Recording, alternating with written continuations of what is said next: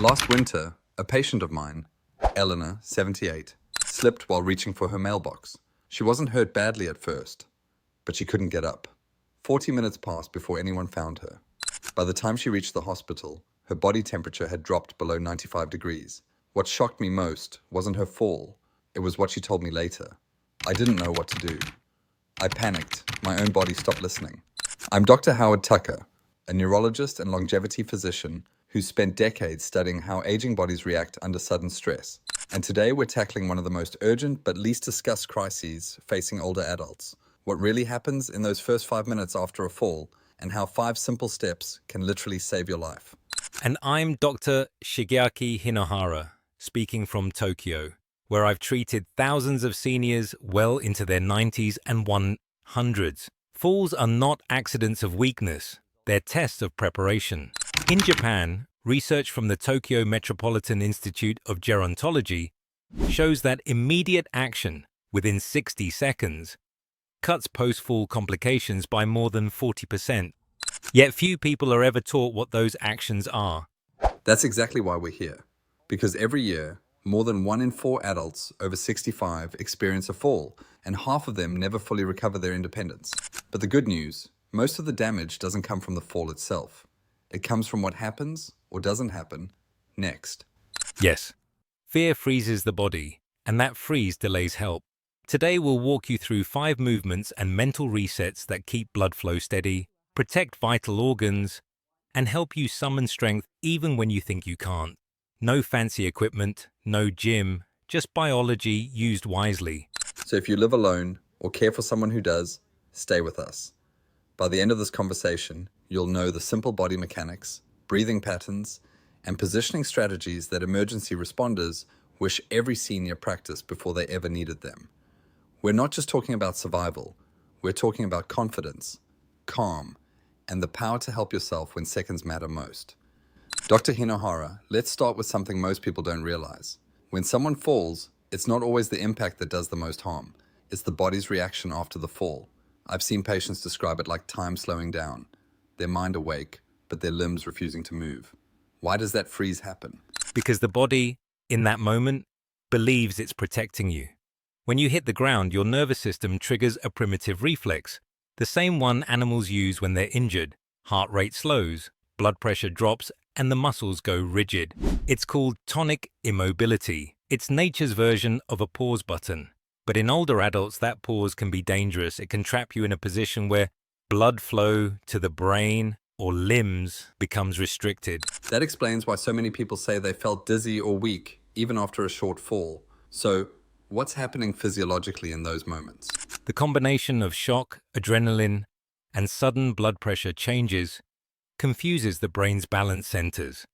The vestibular system, the inner ear's balance organ, sends signals that don't match what your eyes see. The brain hesitates, trying to reconcile the chaos. In youth, that recalibration takes seconds. After 60, it can take minutes. And in those minutes, panic often sets in. That's the critical point right there. Panic. Because once fear takes over, breathing shortens, oxygen drops, and your muscles tighten even more. It's like the body turns into a locked door with no key. I've had patients say, I knew what to do, but I couldn't move. Exactly. And that's why the first life-saving step isn't movement, it's breath. Slow, deliberate breathing is what restarts communication between your brain and muscles. A 2022 study in the Journal of Geriatric Emergency Medicine found that seniors who practiced diaphragmatic breathing after simulated falls regained muscle coordination up to 40% faster than those who didn't. The breath brings oxygen and control back online. That's the foundation for every step that follows. So, before even thinking about getting up, focus on regaining control of your breathing and awareness. You're saying that's what resets the body's electrical system, so to speak. Yes. Think of it like rebooting a computer after it crashes. The muscles won't obey commands until the nervous system calms down. And calm doesn't come from trying harder. It comes from slowing down. Even 2 deep breaths through the nose and 1 long exhale through the mouth can begin restoring strength. That's such an empowering shift, because many seniors believe they need immediate physical help, when often the first step to safety is something they can do themselves. So, In the next part, we'll go deeper into that. How to assess your body after a fall without worsening an injury, and the clever self-check system emergency physicians use before attempting to move. So doctor, once someone's breathing has slowed and panic settles, what happens next? Most people's instinct is to push themselves up right away, but that's often when real damage occurs, isn't it? Yes, exactly. The first 2 minutes after a fall are not for moving, they're for listening. The body speaks quietly after trauma. And if you rush, you might miss the warning signs. In Japan, we call this the stillness check. It's a brief but vital pause that helps you determine if movement is safe. That's a fascinating phrase. Stillness check. Walk us through it. What should someone actually do in those 2 minutes? First, keep your head where it landed. Don't twist or turn suddenly. Close your eyes for just a moment and notice 3 things: your breathing, your pain, and your orientation. Meaning, do you know where you are and what just happened? If you can answer those clearly, your brain is functioning properly. That's step 1, confirming consciousness and awareness. And what if someone feels disoriented or dizzy during that check? That's your signal to stay down and stay calm. Dizziness often points to inner ear disruption or sudden blood pressure loss. A 2023 study from the Journal of the American Geriatric Society found that seniors who remained lying still for at least 90 seconds after a fall had 30% fewer secondary injuries than those who tried to get up immediately. It gives circulation a chance to normalize before the muscles act again. That's remarkable. And it's counterintuitive because our instinct is to prove we're fine. But as you're saying, patience in those moments buys you safety. Exactly. After that short stillness, begin your micro movement check. Start from the fingers and toes. Can you wiggle them without sharp pain or tingling? If so, move slowly up to the wrists, ankles, and knees. Never roll or twist the torso until you've confirmed there's no stabbing or radiating pain. This slow scan activates proprioception, the body's awareness system, which reboots coordination. So you're reawakening communication between the brain and the limbs, piece by piece. That's not just physical recovery, it's neurological retraining in real time. Yes, and it's supported by science. Research from the University of Kyoto showed that gentle limb activation after a fall helps regulate blood pressure and prevents fainting, especially in seniors with autonomic instability. It's like restarting the body's internal compass. And I imagine this step also reduces fear, because you're proving, part by part, that your body still works. Each small motion builds confidence. Exactly, and that confidence is medicine. Once you've confirmed that there's no severe pain, dizziness, or confusion, then, and only then, can you start planning to reposition or crawl toward a stable surface. That movement itself must be deliberate, never rushed. We'll cover that sequence next. The precise way to roll, brace, and rise without straining the spine or cutting off circulation. Perfect. Because I think many seniors watching right now have wondered, if I fall and no one's there, how do I actually get up safely? That's what we'll reveal next. A method used in hospitals and physical therapy clinics around the world that helps older adults rise after a fall without injury or panic. So, doctor, let's say someone's done the stillness check, taken their deep breaths, and confirmed there's no sharp pain or dizziness. They're stable, but still on the floor. This is where most people get scared. They know they need to get up, but they don't know how without hurting themselves. What's the safest way to begin?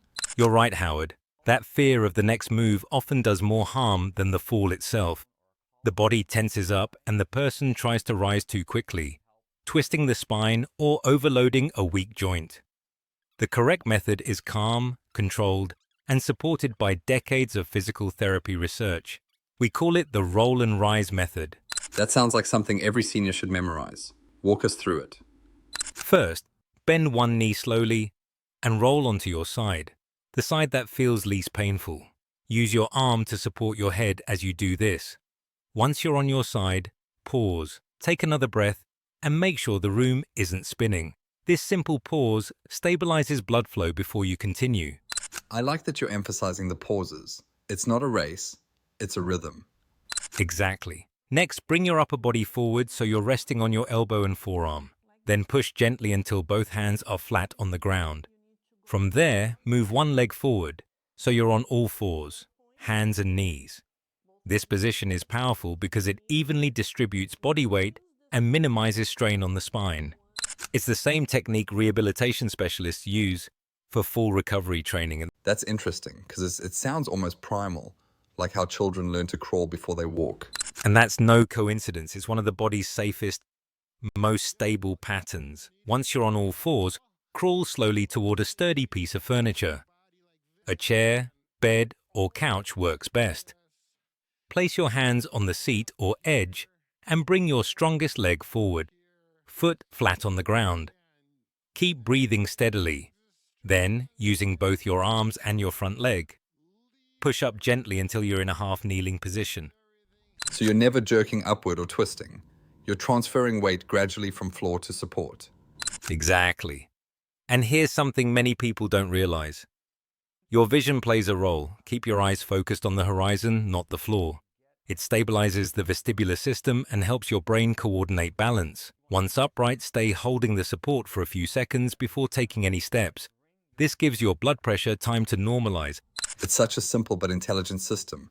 Breathe, roll, crawl, rise. I remember a study from the National Institute on Aging that showed seniors trained in this exact sequence had 45% fewer post-fall injuries compared to those who tried to pull themselves straight up. That's correct, and it's not about strength, it's about sequence. Your body knows how to get up safely when you give it time and direction. Even frail individuals can rise independently with this method if they stay calm and focused. So this isn't just a recovery plan, it's a confidence plan. Because once someone knows these steps, fear loses its power. And that brings us to what happens after you're standing again. How to prevent delayed symptoms like dizziness, fainting, or muscle spasms from catching you off guard. Yes, because getting up isn't the finish line, it's the halfway point. In the next section, we'll go over the post-fall recovery window, what to do in the first 15 minutes after you stand to keep your body stable, hydrated, and safe from secondary shock. Doctor, this next phase might be the most underestimated part of recovery. Many people believe that once they're back on their feet, the danger has passed. But you and I both know, sometimes the real risk begins after they stand up. That's right, Howard. When the body goes from the floor to standing, blood suddenly shifts downward again. For an older adult, that can trigger what's called orthostatic hypertension, a sharp drop in blood pressure that leads to dizziness, nausea, or even a second fall. And because adrenaline is still high from the shock, many don't feel the warning signs until it's too late. So, what's the right protocol in those crucial 10 to 15 minutes after standing? We begin with what I call the pause and pulse check. Once you've reached a stable surface and are upright, stay seated or holding support for 1 full minute. Use that minute to take 3 deep breaths and lightly touch your pulse, either at the wrist or neck. You're not counting, just feeling. If your heartbeat feels erratic, fast, or faint, remain seated and keep breathing until it steadies. That's your body recalibrating blood flow. And if someone feels lightheaded or unsteady, should they sit back down? Yes, immediately. Go back to the supported kneeling or seated position and start breathing again. Never fight dizziness by forcing yourself to stay upright. According to a 2022 Harvard Medical Review on senior balance, sitting or lying back down within 20 seconds of feeling dizzy reduces fainting risk by 70%. It gives your cardiovascular system time to restore equilibrium. That's powerful advice. It reminds me of something I tell my patients. Stability first, pride second. It's not about proving you're fine, it's about ensuring you stay fine. Exactly. And the next step is hydration. A fall, especially one that lasts several minutes on the ground, often leads to mild dehydration because stress hormones pull water into the muscles and away from circulation. Drink a small glass of water, just a few sips at a time. That alone can restore your blood pressure and reduce the chance of delayed weakness. I imagine warmth plays a role too, especially if someone's been on a cold floor. Absolutely. Cold constricts blood vessels, making it harder for muscles to recover. A warm blanket or even a light shawl helps reopen circulation and calm the nervous system. If a family member or neighbor arrives to help, the priority isn't to fuss or lift. It's to keep the person warm, hydrated, and talking. Speech keeps the brain active and prevents the slow drift into confusion that sometimes follows shock. That's such a critical point. We tend to focus only on the physical recovery, but mental orientation is just as vital. Talking aloud, describing what happened, even repeating where you are and what time it is, these things help ground the brain and prevent disorientation. Exactly. And once you've done all that, breathing, pulse check, hydration, warmth, orientation, then, and only then, do you decide whether medical attention is needed. If there's bruising, headache, or any vision change, call for help immediately. Even if you feel fine, it's wise to inform your doctor within 24 hours. Minor internal injuries can take time to reveal themselves. So the recovery window isn't about rushing, it's about rebalancing. You're helping the body reestablish its rhythm after trauma. Yes, and that rhythm is the difference between fear and freedom. Because once you understand this sequence, the fear of falling no longer controls you, you control it. And that sets us up perfectly for our final section, where we'll discuss how to prevent future falls altogether by retraining balance, confidence, and strength without leaving your home. So doctor, let's talk about what happens after the recovery window. The bruises fade, the shock wears off, but the fear remains. Many seniors tell me, "Doctor, I just don't trust my legs anymore." That fear of falling again keeps them from moving, and ironically, that immobility makes the next fall more likely. Yes, that is one of the cruel cycles of aging. The fear that protects you becomes the very thing that weakens you. I've seen it hundreds of times. A patient recovers physically, but mentally, they live in quiet tension, always bracing for another slip. And the nervous system remembers fear. When it anticipates danger, it tightens muscles, narrows breathing, and actually distorts balance. So the body starts reacting to fear instead of gravity, and that overcorrection, those stiff, shallow steps, make balance even harder to maintain. Exactly. That's why rebuilding confidence is as critical as rebuilding muscle. It begins with what I call micro movements of safety, small, deliberate actions that remind your body that motion can be safe again. For example, before standing, place your hand on a stable surface and shift your weight from heel to toe 5 times. It's a signal to the brain, we are moving and we are safe. That's such a powerful reframing because it takes something mechanical, standing, and turns it into communication between mind and body. Yes, and science supports it. A 2023 study from the Tokyo Institute of Gerontology found that seniors who practice controlled micro-weight shifts twice a day improved balance and reduced fall anxiety scores by over 50% within 4 weeks.